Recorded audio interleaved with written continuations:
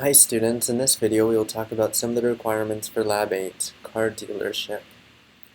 The purpose states that classes are a defining feature of object-oriented programming. Before designing your own classes, you should gain experience in using classes that have been created already. Okay, if we scroll down a little bit further, we'll see that there are some files right here in this link that we give you to complete the assignment. Inside these files, we give you a car.h and a car.cpp, essentially the whole workings of a car class. It's your job to implement this car class and be able to manipulate it inside of a main.cpp. Okay? We'll talk about this a little bit more in the screencast. So let's just go over some of the requirements before we get down to the details. And part 1 requires you to create a menu. We're pretty familiar with that at this point, so we won't talk about that too much. One of the other requirements for this part 1 is begin the program with a cash balance of 10,000.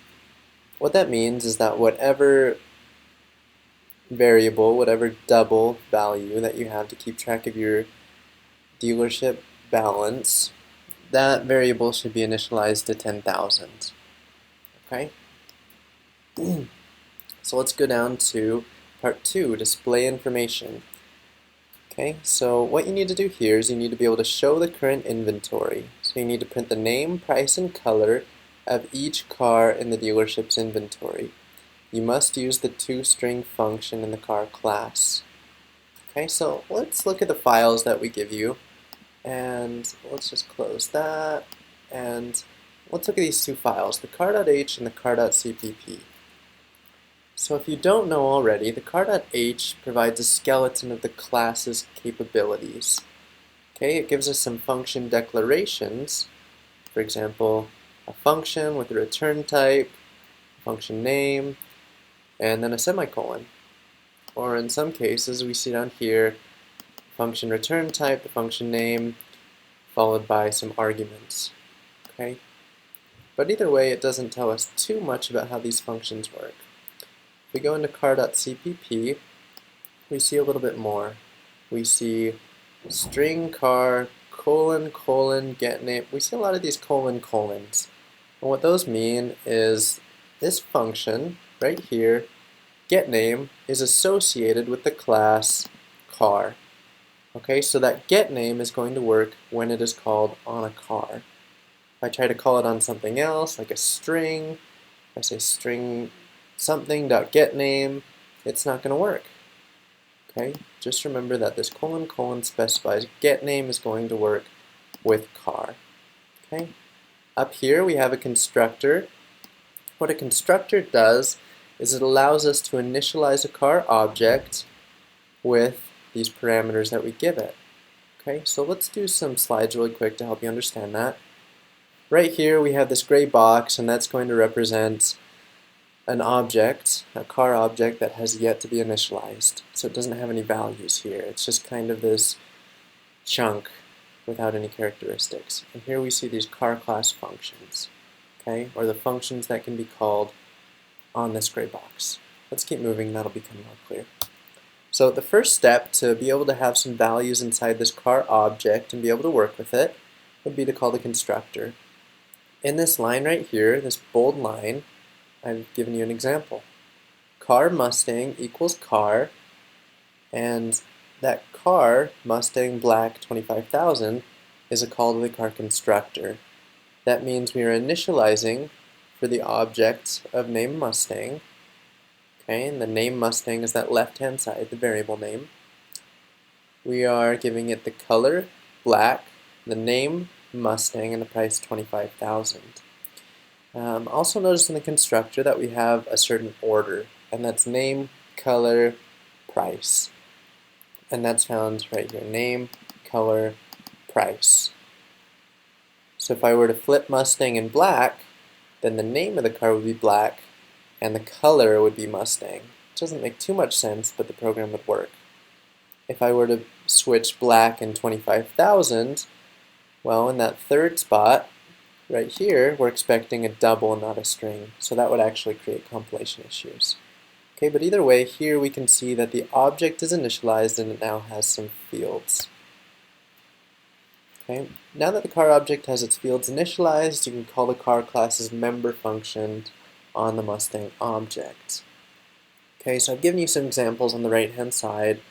Mustang.getName would return Mustang, Mustang.getColor would return black, Mustang.getPrice would return 25,000, Mustang.toString would return this nice format, name Mustang, color black, price 25,000. And the reason for that format is given right here in the toString. It's the format that we have provided for you. Okay? So, just one more example. You'll see that paint isn't given as an example here. And that's because paint doesn't return anything. So we go to the next slide, let's see what paint does.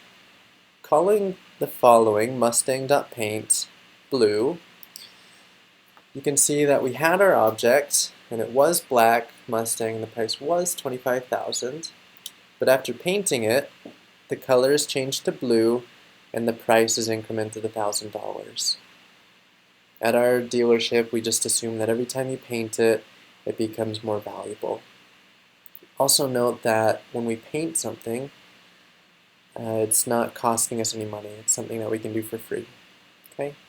And at the bottom, just remember that car object, Mustang, that's just telling us what the name of this object is, the name of the variable, and how we can access this car. Okay? Treat it just like any other variable. So let's just give a quick demonstration of how this is going to work. We see part 1, we see part 2. Let's run this guy. Hopefully this isn't too long of a screencast. Okay, so part 1, inventory is empty because we don't start with any cars. Part 2, the balance is $10,000. Okay, great. So let's move on to part 3, maintain the inventory. You'll see that there are 3 parts. Buy a car, sell a car, and paint a car. So for buy a car, we need to prompt the user to enter the name, color, and price of a new car to add to the inventory. Do not allow the purchase if the price is greater than the current balance or if the name is already associated with an existing car. Okay, so if I say buy Mustang black 25,000, you'll see that you can't afford this car because it's more than we have. I check my inventory and the balance, nothing's affected because we didn't buy that car. If I try it again with a reasonable value, with money that we do have, tells us car's purchased. After hitting 1, we see, oh wait, we have a car in our inventory, and the value of this car we just purchased was subtracted from our dealership balance. Okay, so looks like we're good to go. For good measure, let's just try and add Mustang blue $1,000. And the reason this will not be added is because we already have a car named Mustang. Okay, good, nothing's changed. So the next part, sell a car, prompts the user to enter the name of an existing car to sell and to remove from the inventory. The car's sale price should be added to the current balance. So let's try and sell something that we don't have. Okay, so if it's not owned, then our program should be able to handle that. Okay, so let's try again and just say Mustang. Okay, so car is sold, our inventory is empty, we see that our balance is back to 10,000 because the value of that Mustang, $5,000, was added to our inventory cash balance. Okay, so let's just do a quick demonstration of how paint works, and I'll add Mustang back in. Okay. You can see that we're good to go, our balance is good. So if I try to paint Mustang and I call it paint it blue, then when I go to show the current inventory, the color should be updated. The price should also go up, but my current balance should not go down. Okay? And for good measure, if I try to paint a car that I do not own, our program should be able to handle that and nothing should happen. Okay? So let's go down now to load file and save file. Okay, let's go ahead and quit this program. In the zip file that we give you, we include 2 cars.txt files. Okay, notice that there is a specific format. The first line will be the balance, and this is kind of like the balance of some other car dealership, and let's just assume that we bought that company and we're adding that cash balance to our own dealership balance. Okay, so that first line will always be the balance, and then all of the lines after that will just be the name of a car, the color of a car, and the price of a car. Okay, and we won't do anything with these prices. We'll just list them in the text file, but we will not actually add those to our own car dealership balance. So let's see what loading a file looks like. Okay, so let's go ahead and say load cars1.txt. Okay, so our current balance starting at the program is always 10,000. Now, because I've added this one, our balance should be 10,529. Okay, which it is. Great. And our inventory should include these 3 cars. Okay, great, it does that.